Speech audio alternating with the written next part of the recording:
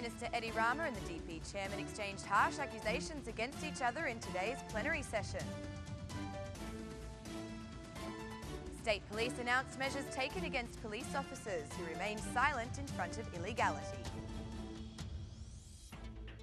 As the government's operation against informality continues, the Tax Directorate calls on citizens to report cases of violations. Good evening, it's 6 o'clock on Friday the 13th of October 2017. Welcome and thank you for joining us tonight for the English edition of Aura News, bringing you the day's national top stories translated into English 6 days a week. Prime Minister Edi Rama and the chairman of the Democratic Party, Lulzim Basha, clashed in today's parliamentary session regarding the elections of June 25 and the need for a new electoral system. According to the Prime Minister, as long as the Democratic Party does not accept it was their own mistakes that led to the loss of elections of June 25, they will continue to lose in the electoral processes in the future. Meanwhile, head of the opposition, Basha, insisted a national operation against crime is the only way to save Albania and its democracy. According to the chairman of the DP party, massive and widespread buying and selling of votes inflicted the elections of June 25. You fail to accept responsibility, not because you don't want to, but because you are incapable to do so. This is where we are different from you. The DP does not know the word responsibility, said Prime Minister Rama, adding that the opposition lacks leadership. In response to the Prime Minister, the DP chairman Lulzim Basha again accused the Prime Minister of including criminals in the parliament.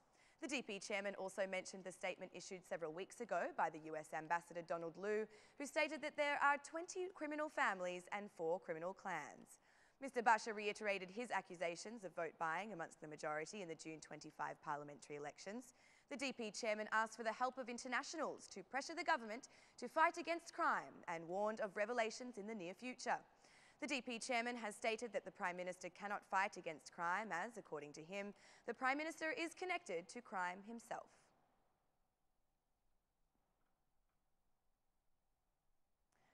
Following a case of illegal construction on the River Vjosa, state police have warned of punishment for all police structures that stay silent in the face of illegality.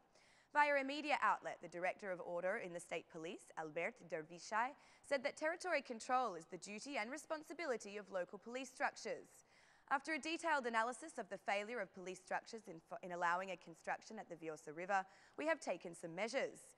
In addition to the dismissal of the police officer who is directly responsible for controlling the territory, his superiors and local police leaders have also been dismissed from our office. The measures also include the dismissal of 2 local leaders from the Jurikastra police based on the conclusions by the Standards Directorate that they did not exercise their responsibility in reporting the case. We point out that the control of the territory, which also includes the preservation of the environment from any kind of environmental crime, is the duty and responsibility of the local police structures. The tough measures justify the size of the problem with the construction in the Keltsura area. This is not the first case and it will certainly not be the last, but there will be punishments for police structures and any other implicated structure if they do not react or choose to stay silent in the face of crime, whatever and wherever it is. Illegal construction is considered an environmental crime and the state police will continue to lead this war against it. Following the guidance of the Prime Minister and of the Minister of Interior, issued in all local police directorates, a detailed analysis will be undertaken on the issues raised and measures will be taken in order to have reflection, declared the Director of Order in the State Police.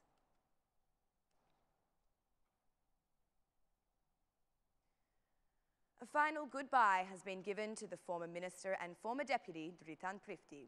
Family, friends, politicians and colleagues have paid their respects in the homages held at the National Museum. Dritan Prifti passed away at the age of 49 after battling a serious disease. Dritan Prifti, a well-known face in Albanian politics, was honoured before being buried. An homage in his honour was held at the National Museum of History, where high-ranking state officials, professionals and artists expressed their condolences to Prifti's family. The chairman of the parliament, Gramos Ruci, has recognised Dritan Prifti's contribution in the politics of Albania, adding that we should offer support to one another during difficult times.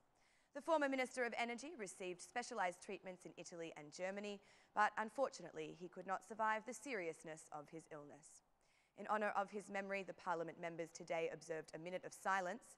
Dritan Prifti served as a minister twice, from 2001 to 2002 as the Minister of Energy, and in 2009-2010 as the Minister of Economics, Commerce and Energy. Dritan Prifti will always be remembered as the man who saved the National Energy Corporation from collapse in the year 2000.